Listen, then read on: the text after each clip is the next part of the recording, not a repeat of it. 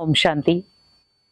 हम किसी व्यक्ति के लिए अच्छी भावना रखते हैं, पर कभी वो व्यक्ति उस भाव को नहीं समझ पाता। वो बहाव में इतना बह जाता है कि बहुत सारे ऐसे कर्म कर लेता है जो उसको समझ में भी नहीं आता कि वो कर्म गलत है या सही है। क्योंकि आज के समय में व्यक्ति अपनी गलतियां कभी स्वीकार नहीं करेगा। अगर भगवान भी उतर कर आ जाए उसे गलती बताने के लिए, तो भी वो कभी अपनी गलती स्वीकार नहीं करेगा। क्योंकि आज का इंसान गलती करते हुए भी सामने वाले को गलत ठहराना कैसे है वो बता देगा। लेकिन हमेशा एक चीज याद रखें, जब आप किसी की भावनाओं को ठेस पहुंचाते हैं, ओनली उसकी भावनाएं नहीं टूटती हैं, उसका विश्वास टूटता है, उसका भरोसा टूटता है, उसके अंदर जो आपके प्रति एक श्रद्धा भाव था वो टूटता है, और उसमें जगह कर लेती है बहुत सारी सोच। जीवन में बहुत सारे उतार चढ़ाव आपने देखे होंगे। उस उतार चढ़ाव के बीच में व्यक्ति सोचता है कभी तो मुझे किसी अपने का सहारा मिले।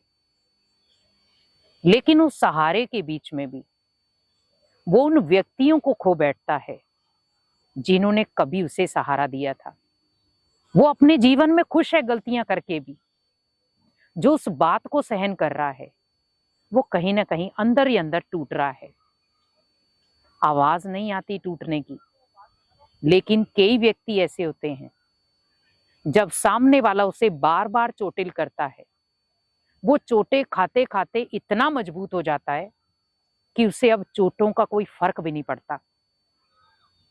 सामने वाला खुश होता रहता है, मैंने आज ये दर्द दे दिया उसको, मैंने आज ये जख्म देकर आया हूं, ये दुख देकर आया हूं। आराम से वो खुशियां मना रहा है अपनी लाइफ में। लेकिन दूसरे की लाइफ में दुख देकर अगर आप भी सोच रहे हैं कि मैं अपनी लाइफ में खुशियां ला सकूं, नहीं ला पाएंगे आप। क्योंकि दुख एक ऐसी तरंग है जो कहां पर आपके साथ आ जाए कोई पता नहीं। और ये आप इजीली अब समय के अकॉर्डिंग देख रहे हैं। व्यक्ति खुश था अपनी लाइफ में, एंजॉय कर रहा था अपनी लाइफ को, पर वो ये भूल गया कि मैंने पीछे कितनी आत्माओं को दुख दिया है, और मैंने बार बार दुख दिया है, और मैं अपने जीवन में सोच रहा हूं खुशियां मिल जाएं। लेकिन एक दिन आएगा जब वो सुख, जब वो खुशियां मिट्टी में मिल जाएंगी। वो दर्द जो आपने किसी की आंखों में दिया, वो दुख जो आपने किसी के जीवन में भरा, एक दिन वो भी आएगा जब वो सूद समेत आपको मिलेगा। पर ना तो उस समय आपके पास शब्द होंगे, ना जीने के लिए जीवन। व्यक्ति चाहेगा मुझे खुशियां मिले, लेकिन खुशी देने वाला कोई नहीं होगा। क्योंकि व्यक्ति सहन करते करते शहंशाह बन सकता है, पर जो दर्द देने वाला है उसे कभी शहंशाह नहीं कहा जाता।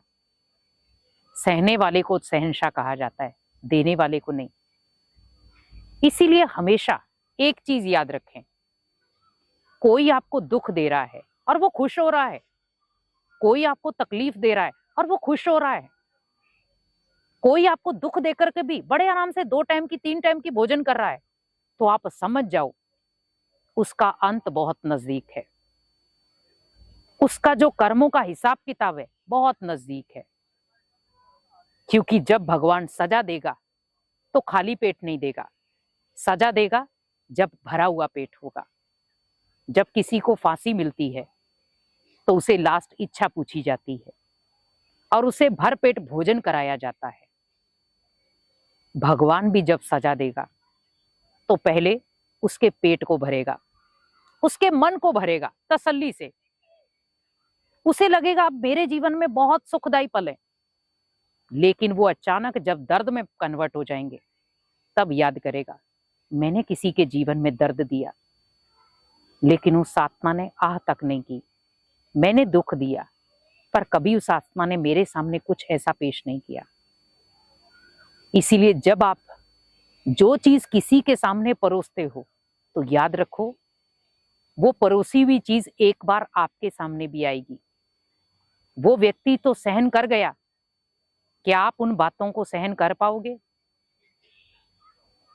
व्यक्ति जब अकेला होता है, पूरी दुनिया उनकी परीक्षा लेती है। बहुत सारे लोगों को खुशी मिलती है उसकी परीक्षा लेने में, क्योंकि वो अकेला है। लेकिन वो ये भूल गया कि उसके पीछे भगवान बैठा है, जो कभी उसे अकेला छोड़ेगा ही नहीं।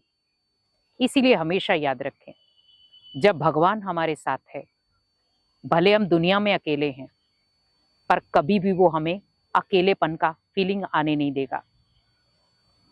सामने वाला झुंड में होते हुए भी अपने आप को अकेला महसूस करेगा, वो दिन भी आएगा। इसीलिए हमेशा याद रखें, अगर व्यक्ति अकेले की परीक्षा ले रहा है, तो उस परीक्षा में भगवान को शामिल करने कि भगवान, एक दिन उस व्यक्ति को आप जरूर दिखाना कि अकेलापन क्या होता है, अकेलेपन का दुख क्या होता है। और जब आप किसी अकेले व्यक्ति को चोट देते हो, तो उस चोट का दर्द कितना होता है। इसीलिए आप सब भगवान पर छोड़ दो, सब बातें भगवान को दे दो और अपने जीवन को एक खुशनुमा तरीके से जियो। ओम शांति।